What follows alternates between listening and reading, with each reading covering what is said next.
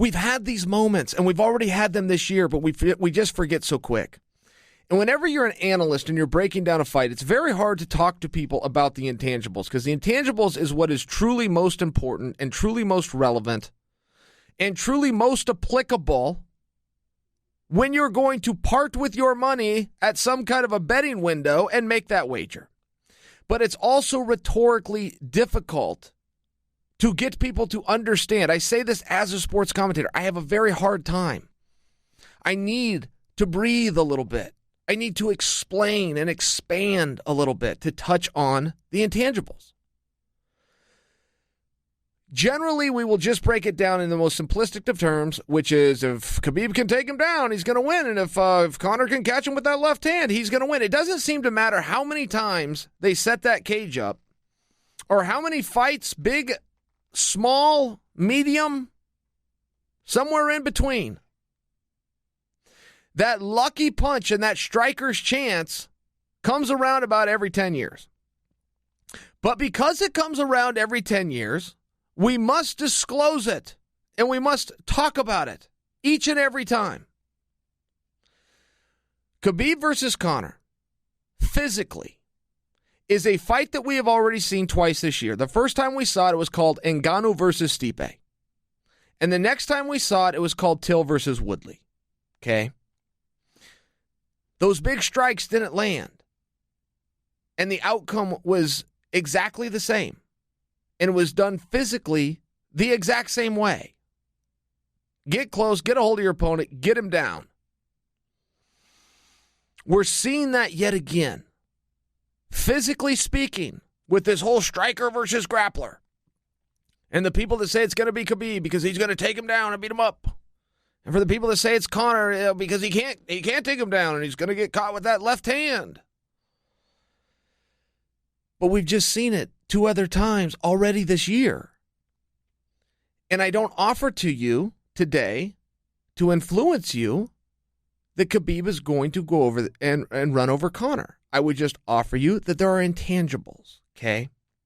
First off, this myth of wrestling, and you're hearing this from a wrestler.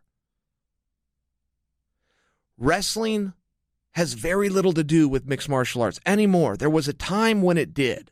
There was a time when if you could tackle a guy, you'd be able to keep him there. And then you'd just be able to figure out on your own, in the heat of the moment, where to strike him. Now it is an absolute art because the guys don't stay down anymore. They're not out of their element. They're comfortable there. They train there every day. Some guys would rather be in that position if you could even imagine. So when to strike them is relevant, but once you've taken them down, the wrestling ends. Neither in the Olympic Games for Olympic-style wrestling or in the NCAA for collegiate-style wrestling. Are you allowed to lay on your back or punch or elbow or try to dislocate or extend or strangle your opponent? Wrestlers will have you believe that it's still wrestling, but it's not. That is a new sport, and that sport is called grappling. If you begin striking, that is yet another sport, and that sport is called mixed martial arts. So while Conor may not be able to wrestle with Khabib, okay, he's not going to have to if he can get up off the bottom.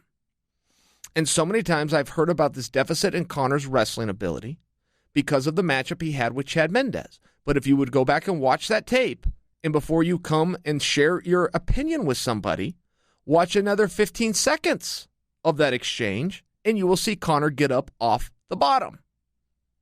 So it is now irrelevant. And there is a tired Chad Mendes who just used a lot of energy to get him down, who was not able to secure the position. And now he's stuck back up on his feet. But those are intangibles. It's not just a compliment to Conor. It's not an insult to Chad. It's just a reality of what happened in that fight. But so many people that want to cheer against Conor will use that as their evidence. Another intangible is getting up from Khabib from my living room where I'm watching looks like a really hard thing to do. Khabib is doing stuff on top. Mousasi would get credit. Also, I can tell you this as a guy who likes to ground and pound. They are doing things, and I'm learning. Khabib is a master of trapping you there And there's some things that are happening that I don't think you guys are seeing from your television sets. I wouldn't see him if I hadn't been involved in this sport and loved that position myself. But he is doing things where he is trapping the legs. He's figure fouring one leg, at least. He's looking for two legs, at least. He will then sit back on his haunches, putting all his weight down on those trapped legs. Now you can't move. Your legs are beat, but his hands are free, and he starts swinging. Barboza is one of the, I always hear Khabib can't stop fights. Hey, they could have stopped that Barboza fight anytime they wanted. There was 2 10-8 rounds. The referee would have had any kind of heart for Barboza, or if Barboza's cornermen would have had any kind of heart, or if Barboza himself had any kind of a lack of heart, that fight was a TKO. There's other examples that I could offer you, but it is a mauling when Khabib gets on top. It's an absolute mauling. The bad news is he's been shooting single legs lately. Single legs don't work in MMA. They just simply don't. And a lot of those were air balls. Al Iaquinta, see that fight. I mean, Al got out of a lot of them. Khabib kept throwing them, and a lot of them worked as well. Chris Weidman shoots a single leg successfully. And I think the music stops there. I would have a very hard time offering you one other meaningful fighter that can go to a single leg and have success. A single leg in wrestling can be a very good thing. In mixed martial arts, with the absence of a shoe for friction, that guy's leg just comes out. It just simply doesn't work. Weidman's found a way to do it. Randy Couture used to do a bit of a single leg. He would control it way up high in the hips and the crotch area when he was at heavyweight, but he could use that and pick those guys all the way up off the mat and slam them down.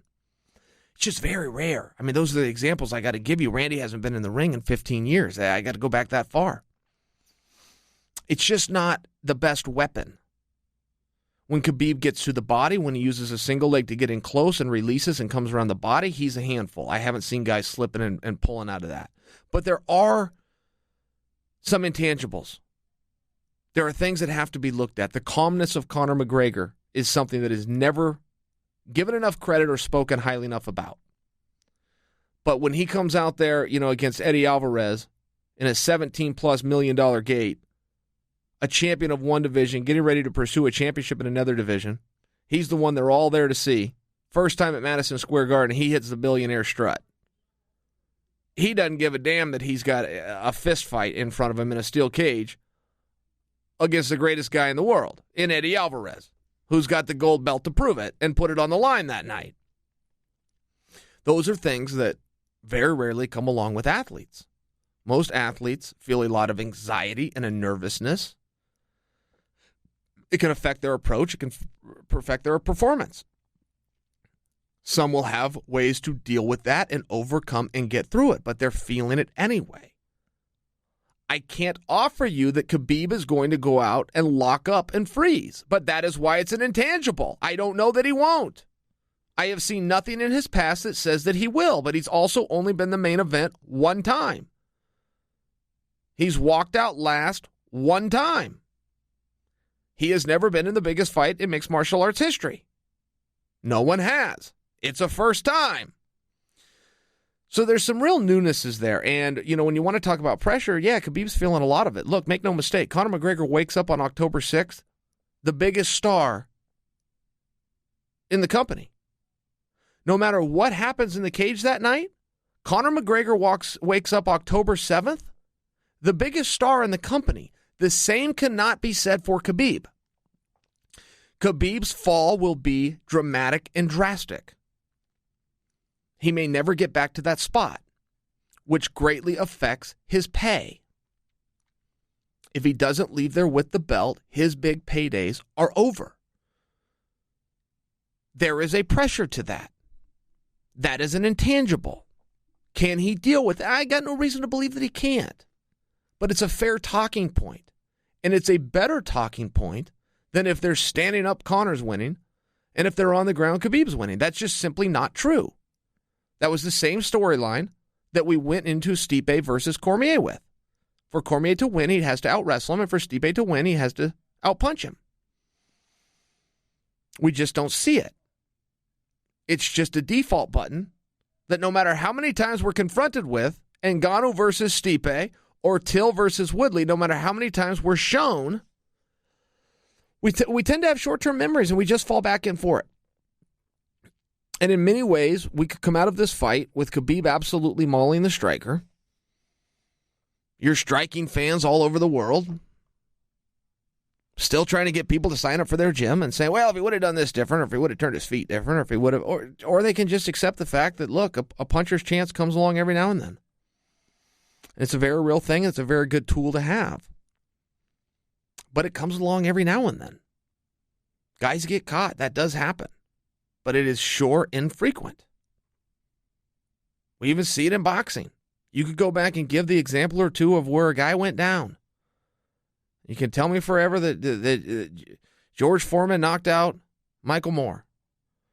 But if you got to go back 20 years to offer an example, perhaps there's a better way and a better data pool to look at when you want high percentage skills and when you want to be able to identify who has the lower risk, higher percentage. But we don't want any of this to go away. We want to always be able to talk about it. We want to always be able to have fun with it. The false narratives that are floating around that if this fight is standing up, Conor's in control, that just simply isn't true. I do believe that Conor is a superior striker. I don't think he could prove it any clearer than with what he did with Floyd Mayweather. But there's also a narrative that Khabib doesn't have good striking. I would counter you with that by reminding you. If Khabib is taking his hands, closing them up into fists, and running them in forward directions and hitting his opponents about the head, neck, chest, and face, while deflecting his opponent's ability to punch him about the head, chest, neck, and face, that's good striking. Somewhere a narrative came about that Khabib did not have good striking. If I can hit you and you can't hit me, that is the name of the game. And you could talk about all your boxing and all your kickboxing and all your Muay Thai and all your karate and all your awards and your trophies and your medals and your golden gloves until the cows come home. If I hit you and you don't hit me, I'm a better striker than you. So where the narrative came, and Khabib is not Mr. Dynamic. He is not going to come out there and hit spinning wheel kicks. That's true. He's pretty straightforward. You're going to see a kick every now and then. You're going to see lots of punches and crosses. Stipe fights the same way. Didn't stop him. Daniel Cormier fights the same way. Didn't stop him. So I'm just offering to you that when you do see a guy that's less dynamic, there seems to be a default button where we then draw the conclusion that he's less skilled. Khabib has yet to lose a round, and that includes the rounds where he chose to stand up, and the narrative that he was an amateur on his feet derived from. But he still won the round. It's like when you have to hear people talk about what an effective strike is. An effective strike is one that lands. That's it.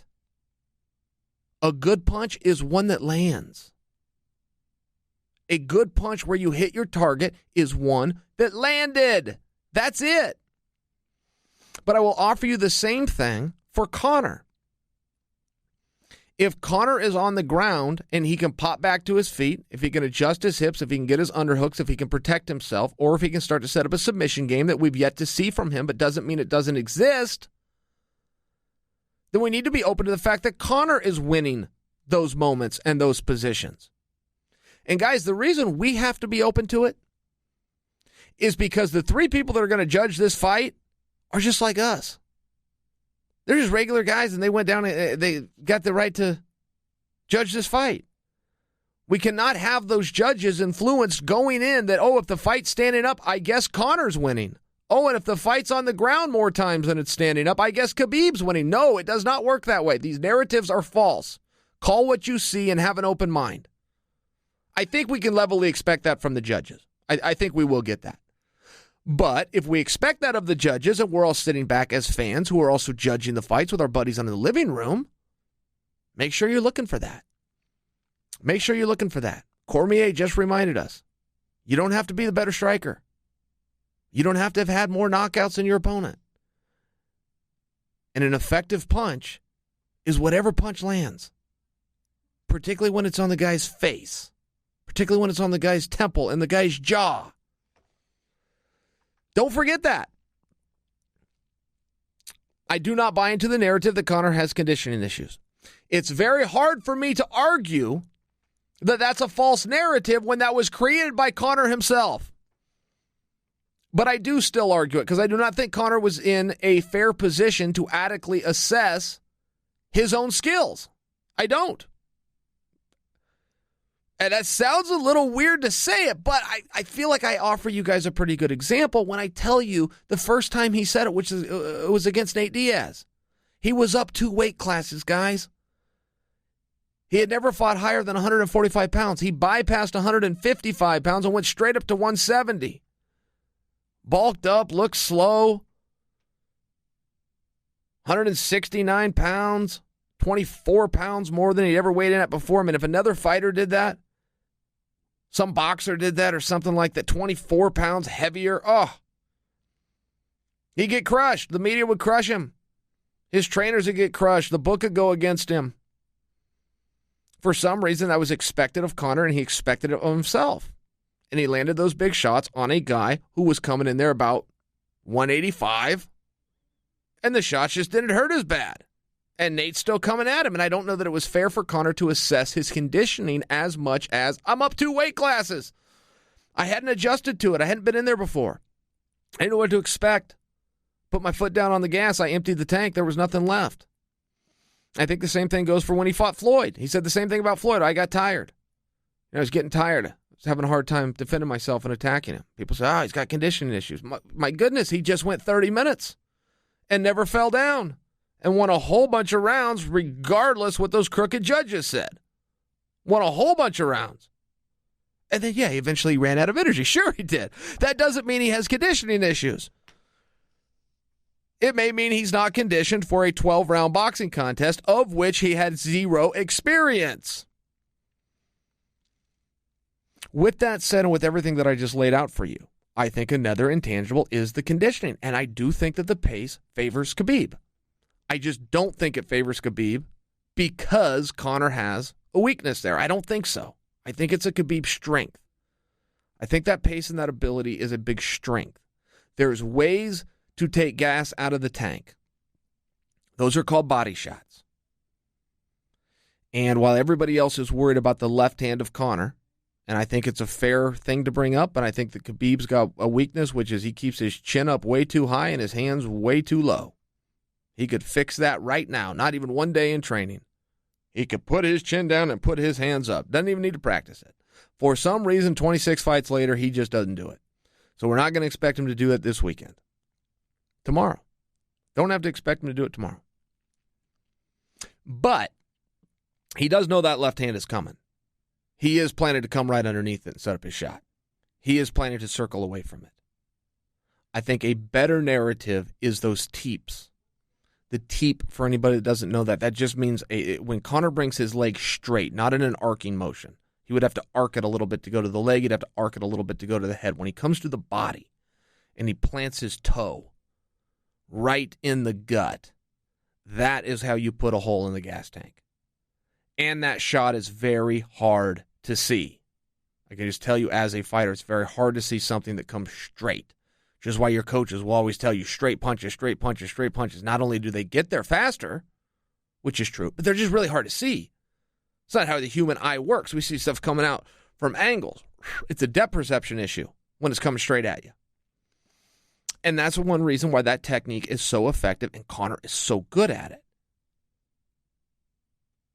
If you give a guy like a wrestler a leg in an arcing motion, including kicking him in the leg, boom, he's going to see that. He's going to change elevation. He's going to put his head in your chest. He's going to catch it and run you over. A wrestler would love for you to throw kicks at him, but not the teep. The teep's a little bit different.